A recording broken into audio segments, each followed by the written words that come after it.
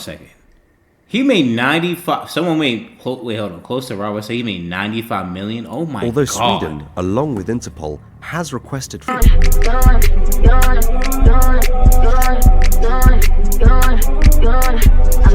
We got the Druglord who has turned Sweden upside down. Damn. Okay. This will be the last video, man. Motive is better than this one. Okay. Yeah, because I don't know. That was pretty good. Like a 7. It was an average song. Like, it was a cool one. But hey, man, y'all stick around. This is the last video. Watch this whole video with me. Then we off this, man. The Druglord who has turned Sweden upside down. Sweden is one of Europe's wealthiest nations and was one of Europe's most peaceful nations. I emphasize was because times have changed drastically. Yes, they have. I'm hearing about bombings and more. As of late, Sweden has fallen to an unprecedented wave of violence. Over the entirety of 2022, there were 391 shootings recorded, and 2023 was not any different. The month of September 2023 alone saw 11 people become the victim of a fatal shooting. Sweden's Prime Minister has asked the military to step in as he is seeing no other option to bring back peace to his country. They have to. The cause of this all? Feuds between gangs battling for turf to sell their product on. And these aren't your usual gangs of men. These gangs recruit young boys in their teens, some as young as 13 years old, to carry out hits and grenade attacks.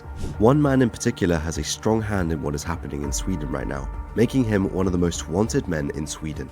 This is the story of Rawa Majid, also known as the Kurdish Fox.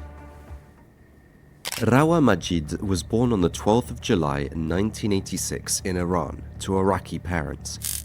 His parents fled as the Iran-Iraqi feud was getting heated. At just a few months old, Rawa arrived in a city named Uppsala together with his family. Uppsala is a smaller city about 70 kilometers from Stockholm, the capital of Sweden. Despite his father slowly disappearing out of the picture, Rawa did well in school as a kid. In secondary school, he excelled in classes that had anything to do with business. After finishing his secondary school, he had his own kiosks in Uppsala where he sold food. This nigga was selling food and he just turned to the biggest phone cards and gold. However, his career in crime did not start long after. In 2010, he was sentenced to 8 years and 6 months in prison for several drug offences. This included handling coke he imported from the Netherlands. Damn! In February 2015, he was allowed early release on parole. He bought his own ice cream parlour in Uppsala, which was a good business move. Not because there were long lines outside the shop, but because he would go on to use it for money laundering. Rawa's freedom was short-lived though. Just 3 months after his release, he violated his probation rules and was jailed once more. In 2018, he was released again, but he had to obey strict rules and was forbidden to leave Sweden. However, shortly after finishing his sentence, Rawa's cousin was removed off the playing field, and he realized that he could very well be next. This led to Rawa being granted permission to leave Sweden despite being under surveillance and on probation. He was allowed to travel to his parents' birth country, Iraq, and eventually registered himself in the birthplace of his mother named Sulaymaniyah, a city in the east of the Kurdistan region of Iraq.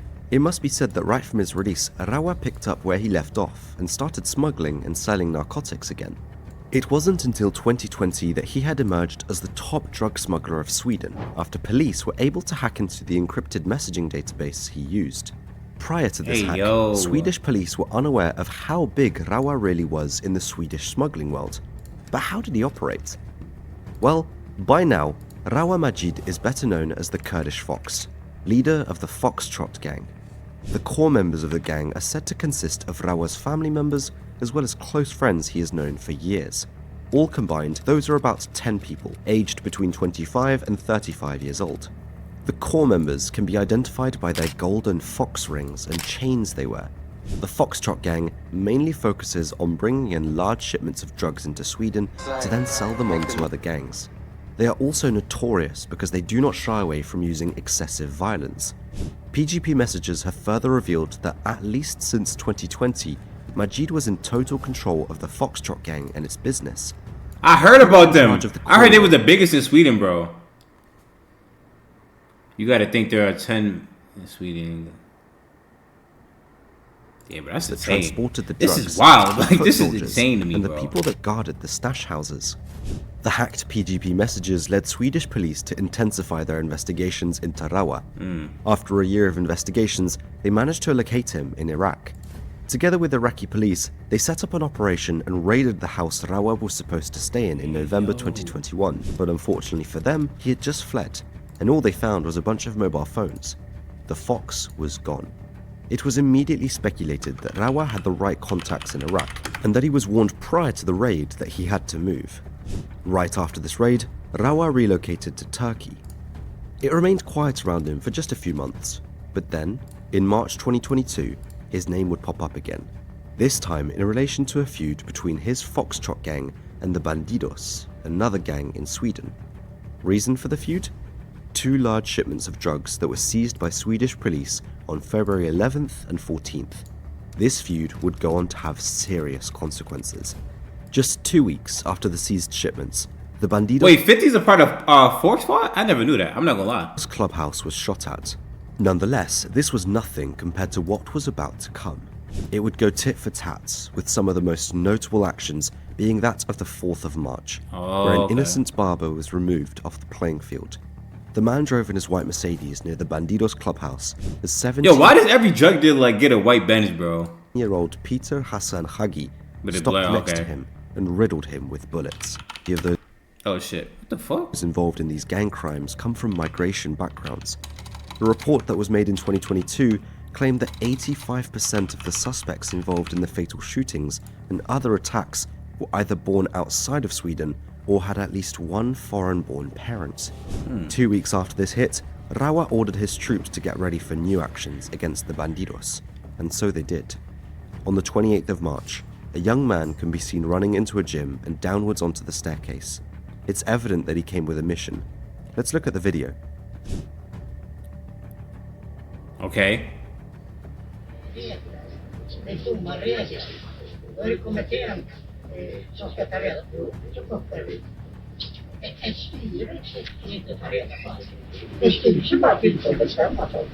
Oh!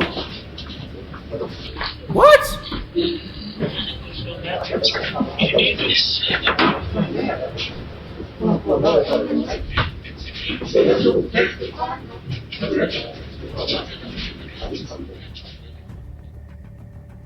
Oh, they started shooting in there. They got caught.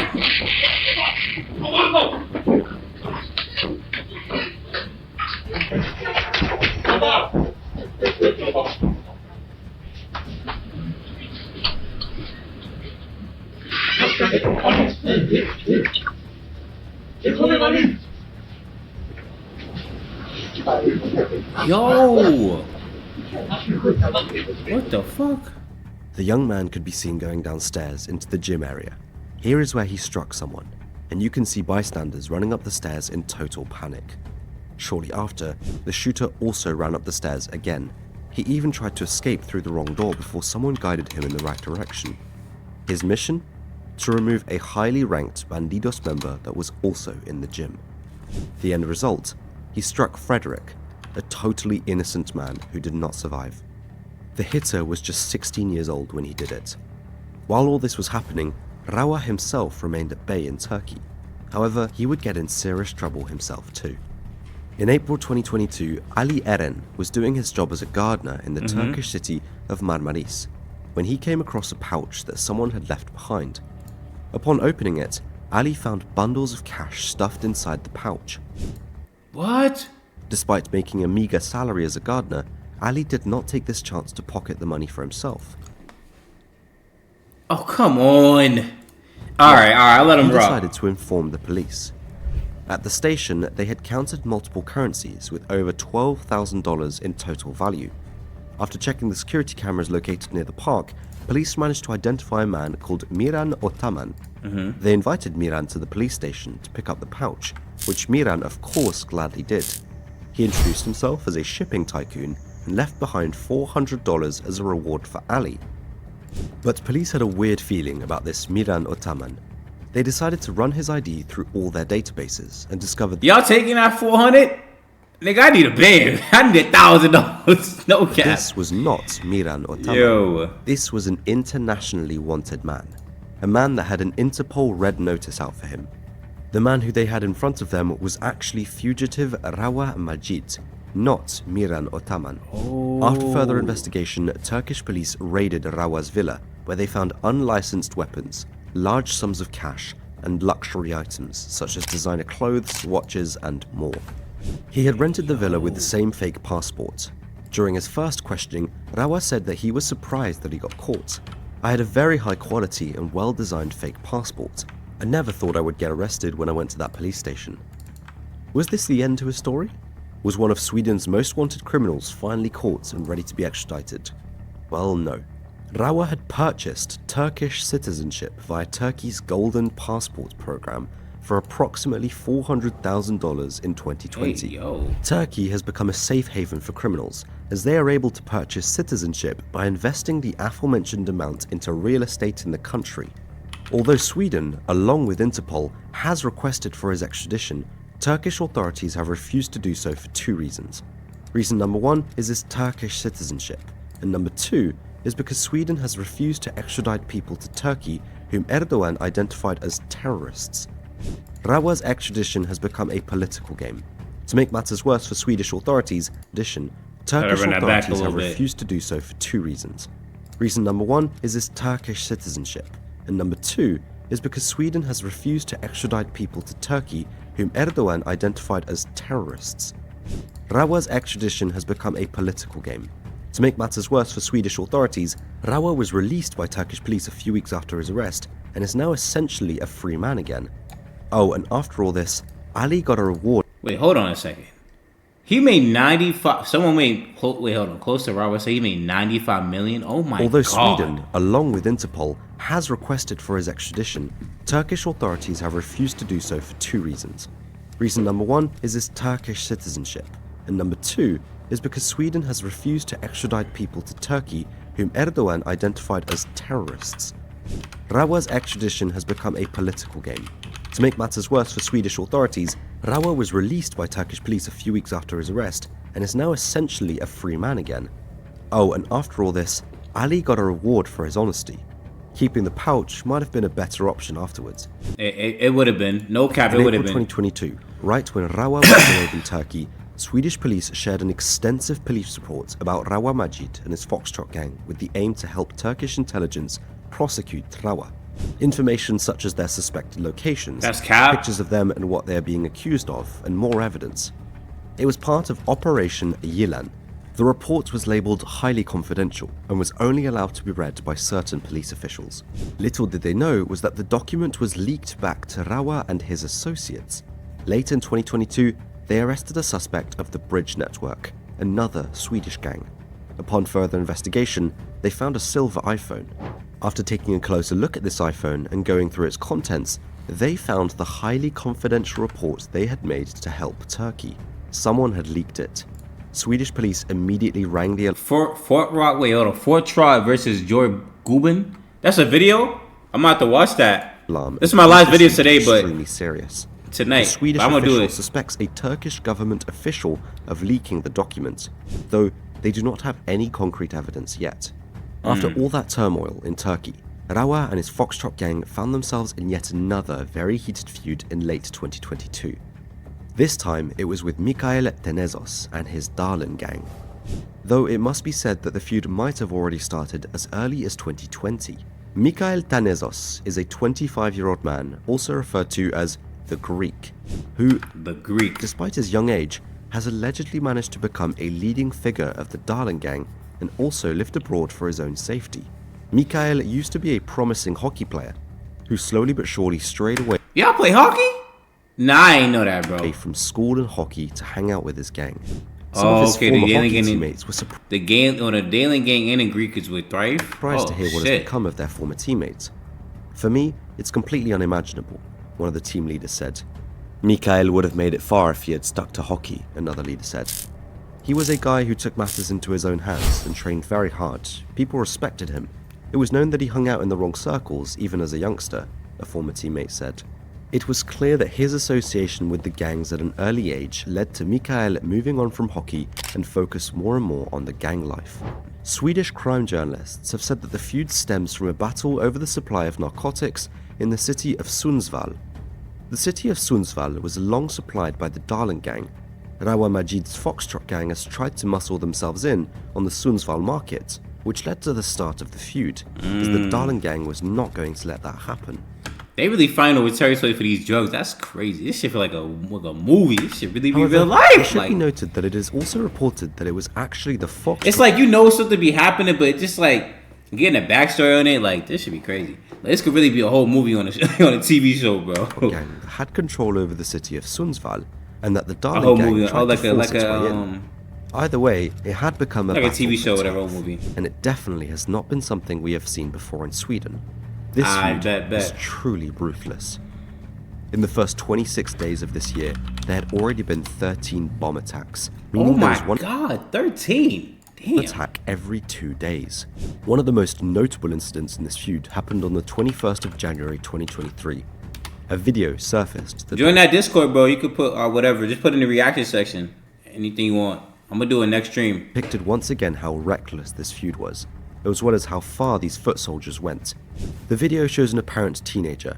You can hear their young voices briefly, armed with a Kalashnikov, stand in front of a door as he takes his time to load the firearm.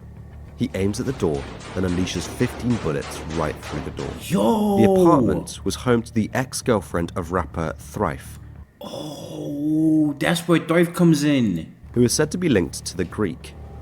Rapper Thrife, however, was not in the apartment. His ex-girlfriend and her young child were. As somewhat of a wonder, no one got hurt. The attack seemed to be done purely as a scare tactic and was filmed as a sort of trophy, where people used to snatch chains and other Bro. Yeah, that's crazy. I remember, a lot of people saying that, bro. 32 bombers in January. That's insane. One bomb every day for real, bro. That's insane, bro. personal items of their enemies as trophies back in the day. This younger generation films their actions to show the world their ruthlessness. Praying for y'all. As if things weren't already bad enough in Sweden, on September 11th, 2023, the feuds claimed its youngest victims thus far. The remains of a 13-year-old boy were found in a forest in the Swedish municipality of Haninge after he had been reported missing. The young boy was said to have ties to several gangs, one of which was Rawa's Foxtrot gang. It was another all-time low in the feud. Bro, 13 years old, bro. Though it must be said the victims being such young boys weren't an exception. Less than 2 months prior to this incident, the remains of Leith al-Azawi and Mohammed Sulaiman were found in the Stockholm region. Both boys were only 14 years old. 14? It was believed that both boys resold weapons they had gotten from the Foxtrot gang. When they weren't able to retrieve the weapons, the leaders of the Foxtrot gang were out to make them an example and had them whacked. On the 12th of September, just a day after they found the 13-year-old boy, another man was found. He was removed off the playing field in the stairwell of a building. A relative of Rawa lived in this building and was most likely the intended target. He was believed to be involved in Rawa's Foxtrot gang as someone who kept money of the gang. While Rawa's Foxtrot gang and Mikael's Darling gang were fighting in Sundsvall, they simultaneously battled for turf in Umeå, one of the fastest growing cities in Sweden. In the beginning of September 2023, a Darling gang member struck a Foxtrot gang member. Right after this incident, crime reporter Diamant Salihu said, "They use a lot of violence. Umeå's residents may see a type of violence they have never seen before. If you are a relative of those involved in this feud, you are a direct target." That'd be the only, like, there's so many sad parts, but that'd be the worst part. Niggas are like, civilians dying because their family are tied into this shit. Be crazy. He went on to say that there are serious reasons to be worried about this escalating situation. A question that might arise for you, and which certainly did for me, Yo, was, what's good, Myro? where did they get all these firearms from? Well, according to reports by the Global Initiative Against Transnational Organized Crime, the Rawa's Foxtrot gang, as well as other Swedish criminal gangs, are supplied by Balkan arms smugglers with assault rifles, Serbian pistols, and unused stock of Yugoslav-era hand grenades. Organized crime groups that are mostly located in Serbia set up proxies in Sweden to receive these weapons. The firearms are dismantled into parts and are then sent by road along well-travelled drug routes into Scandinavia, oftentimes across the Öresund Bridge, a 16-kilometre long bridge that connects Denmark to the Swedish city of Malmö. A third of all illegal handguns in Greater Stockholm are Serbian Zastavas. Most weapons are shipped on order. A Kalashnikov often comes with complimentary hand grenades as a sort of gift. Hand grenades bought separately would only cost 100 krona, or about $9 or fewer than €9. Wait, These what? firearms and grenades then end up in the hands of Rawa's young soldiers and those of his enemies. Besides the many enemies Rawa has made in opposing gangs, trouble was also brewing in Rawa's own Foxtrot gang. In the past few months, his gang wasn't as tight anymore as they used to be. A conflict had arisen within the gang itself. Nigga said $9. which led to That's members insane. turning against each other. Destroy everyone. Ismail I bet. Abdul, You got a link once that in a Discord. close confidant of Rawa and labelled as his right-hand man, has allegedly turned against him after a drug deal went wrong this summer, according to the police. This plays a major part in why relatives have now become targets of the violence. They are friends who have known each other for many, many years. They know where someone's relatives are. They know each other's weaknesses, Swedish crime reporter Diamant Salihu said. The split allegedly resulted in a shooting in Istanbul on the 6th of September. On CCTV footage, it can be seen that two men arrive on a moped. One of them hops off and fires several shots towards 5 people. Yo, These 5 people five in turn people? fired back. Hold on, run that back a little bit. What? Witnesses, Swedish crime reporter Diamant Salihu said. The split allegedly resulted in a shooting in Istanbul on the 6th of September. On CCTV footage, it can be seen that two men arrive Wait. Grenades go for $15? Bro, that is insane. on a moped. That's not normal. One of them hops off and fires That is not several shots okay. towards 5 people. These 5 people in turn fired back. No one was seriously injured. As immediate revenge for the shooting, the 60-year-old mother of Ismail Abdo was removed off the playing field just a day later. Though we have seen a lot of unprecedented lows already, this is a good depiction of how ruthless Rawa and his gang were. Not even They are someone's ruthless, mother bro. was safe. Just 4 days later, there was another shooting. This time, it was aimed at Rawa's mother-in-law. A man repeatedly knocked on her door. However, she did not open. Bro, his name is the mother-in-law, bro. Bro, they have nothing to do with this. For a few minutes, the man shot her apartment and fled. Had she opened that door, she most likely would have not survived. Then, 2 days after that shooting, a man was removed off the playing field. Upon further investigation, it was determined that the man, Mogos Emanuel, did not have any connection to the conflict and was at the wrong place at the wrong time. The intended target That dude was is sad as dust, bro. a family member of Rawa. The split of the Foxtrot gang will most likely change the criminal landscape as new groups will form and new alliances will be made. It was his right-hand man, Police Abdo. chef Mats Baki even went as far to say that the Foxtrot gang does not even exist anymore after the split, as well as that Rawa Majid is not as strong anymore as he used to be due to his allies leaving him, being jailed or 6 foot deep. As for now, Swedish police are keeping a very close eye on the situation, hoping to gather valuable intelligence and potentially even use the tumult as an opportunity to sneak in and dismantle entire gangs, or at least arrest key figures. On the 28th of September 2023, Swedish Prime Minister Ulf Kristersson said that he had summoned the head of the military to discuss how the armed forces could help police deal with the unprecedented wave of violence that has the country in a chokehold, with almost daily shootings and bombings. Yeah, bro. Getting the military A bombing every single day in January is so fucking crazy. Like, in bro. crime fighting is something highly unusual. It truly emphasizes how serious the problem in Sweden is. Sweden has never seen anything like this before, Kristersson said in a televised speech to the nation. No other country in Europe is seeing anything like this. Sweden has grappled with gang violence for years, but the outburst of shootings and bombings in September has been unheard of, and even saw 3 people passing in just 12 hours due to gang violence. Bro, with the explosion what? 12 people passing in 12 hours? of a home in Uppsala that took the life of an innocent woman as an absolute low point. Swedish media have linked the latest surge in violence to a feud between Rawa and Abdo, and it seems like Sweden is in no way, shape or form ready to step in and end this violence. Swedish laws aren't designed for gang wars and child soldiers, I could Kristersson tell. said. It is also mentioned that part of the reason gun violence bet. continues to rise in Sweden is that those involved in shootings don't care about any repercussions because the conviction rate is so low. In more than 2/3 of the shootings, no one is arrested and only 1/5 of gang-related gun homicides are solved.